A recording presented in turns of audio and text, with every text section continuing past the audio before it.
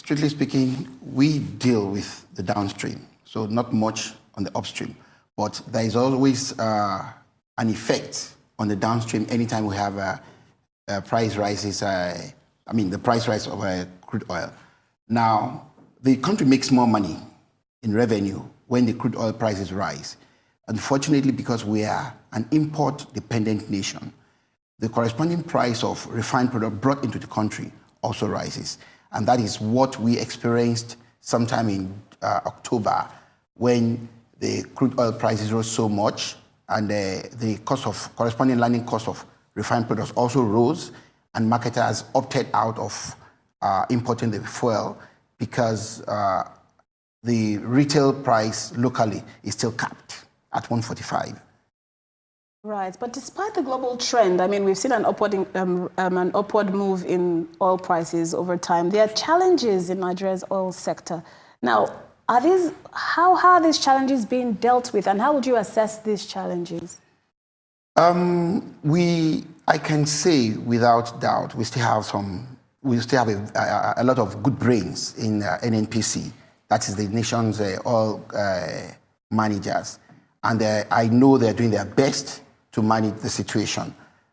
Even though the prices rise, the local portion, which is given to the refinery supposedly to refine locally, is still being given to them to refine. Unfortunately, refineries are not functioning at optimal capacity. That is actually the challenge we have right now. The NNPC has evolved a program, designed a program in which the refineries are supposed to be restreamed within the next, at least by the end of 2019. And we're hoping and working with them to ensure that this is done. If the refineries come back on stream and are able to perform optimally before the end of 2019, most of the challenges we face as a result of rises in the international price of crude will be minimal. The impact on our local consumption will not be too heartfelt. Now, I was going to ask you about the possibility of Nigeria still importing refined crude at great cost, and it's it's creating a lot of dent in the Nigerian economy. Now, are these measures that you've just mentioned, are they short-term measures, or what should we should be looking at the long-term solutions to this? Restreaming the refinery is part of the long-term measure. Dangote's refinery coming on stream is part of the long-term measure. Modular refineries coming on stream, those are part of the long-term measures. But the short-term measure, we had some meetings in the last couple of weeks with the Minister, Chief of Staff to the President, the Honorable Minister of State for Petroleum Resources, and all other stakeholders. And we provide some solutions as short-term measures, which we believe the government is considering. But until they actually accept those resolutions, I will not be able to divulge them to the public. But there are far-reaching measures which have been profiled, which we expect them to implement. And some of them we know are already being worked out. But until government brings it out, I would rather let them bring it out rather than me disclosing the resolutions. Right, and now petroleum marketers are being accused of the fuel scarcity and they're requesting for increase in pump prices. How valid are these accusations? Truth be told,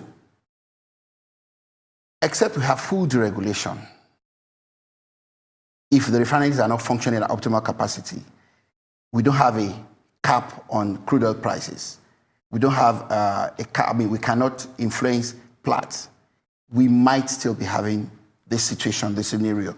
But like I said, one, we are working with NNPC, and the NNPC is actually trying to do a good job about that to ensure that the scarcity does not reoccur. Marketers are being accused. I can tell you for free that not all depot owners are DAPMA members. So those that are not DAPMA members, we don't have any control over what they do in their depots.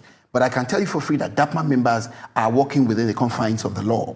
They are selling at the control price to the public and even to other marketers that are requesting for the product. So I can only encourage DPR and other regulatory authorities, the PPPRA, to go out and ensure that everybody works within the confines of the law.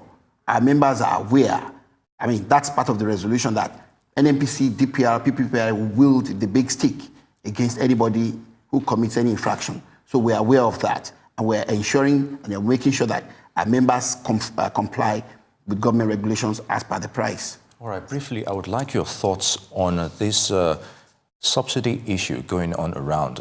There's this rumor going on that the government is actually thinking about reintroducing this full stream. What do you make of this? I read in the papers this morning that the House of Reps is asking the federal government to reintroduce a subsidy.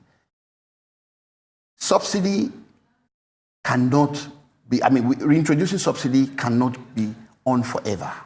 It is not the best practice. Let market forces determine the price of this product.